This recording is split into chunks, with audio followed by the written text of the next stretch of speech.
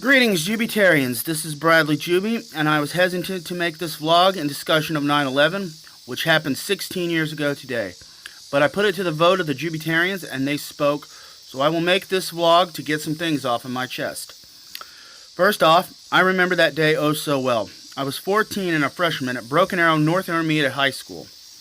I got out of my first hour French class and noticed on a TV in another classroom that the Twin Towers were on fire.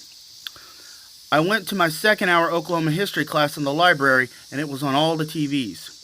I asked the librarian what was going on, and she answered that planes had crashed into both towers. It was during that hour that both towers collapsed and crumbled into dust. Of course, there were some who laughed, "Ha ha, we're all going to become communists now," and other juvenile statements. And yet in the aftermath, we all played the old ancient thing we call the blame game. It's Islam's fault. It's Bush's fault. It's Clinton's fault. It's because America oppresses Muslims. It's God's punishment for America's sins. It's because we're too free and we need to give up some freedoms in exchange for security. And sadly enough, it brought out the ugliest in a lot of people, and people who had nothing to do with it got hurt and even killed. People were that angry and afraid. It pains me to say that some 16 years later, as a new generation of young people emerge, I do not believe this nation changed for the better. We've been at war ever since.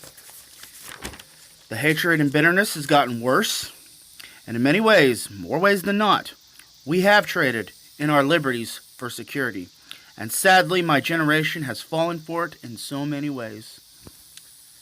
It's gotten to the point where we want to rewrite the Bill of Rights, be it the First Amendment, the Second Amendment, the Fourth Amendment, the Eighth Amendment, and so forth, in response to things like 9/11, like the Oklahoma City bombing, the mass shootings, the crime and homicide waves, the drug epidemics.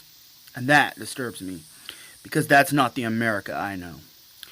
That's not the America my grandfather fought for in Vietnam, and it's not the America my great-uncle John Levi Juby fought and died for in Germany as he fought Adolf Hitler and his psychopathic Nazis. What's even sadder is the fact that this incident, among all others, is that no man, woman, or child is guaranteed tomorrow. Many people left home on that day and never came back. And sadly, in this fallen world, just being in the wrong place at the wrong time around the wrong person is all it takes to end it. And that should not happen, but it does anyway. Unfortunately, there is a link in all this madness. Misery. So many people feel miserable. Unfortunately, many people choose to hurt and bring others down in their misery, and it can be deadly. Too many innocent people are dying because of people who choose to go down and take others with them. I cannot stand that. There have been too many victims of those who feel like they have nothing to lose. And what disturbs me the most is that me and or my loved ones will be next. No one should have to live with that fear. I do not believe God originally intended us to live like that and die like that. I conclude this with a mere plea for this nation. Whatever we've done or been doing to get to this point, we need to stop it and do it no more. We need to stop the racism. We need to stop the gang violence. We need to raise our children better. We need to teach people to value their lives and the lives of others. We need to stop trying to police the world while letting our own homeland fall apart. If we can do that, we can hopefully give the next generation the America as the land of the free and the home of the brave. Or we could do what we're doing right now, and before we know it, America will make the same mistake as Old Testament Israel had done. Ask for a king. Sorry, but an America with a king is no America to me. Please share this video and tell the others these words. I'm hoping it can make a difference.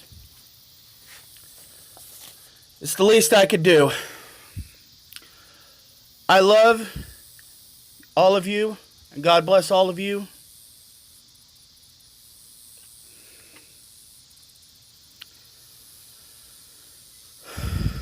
With love to all of you, this is Bradley Juby.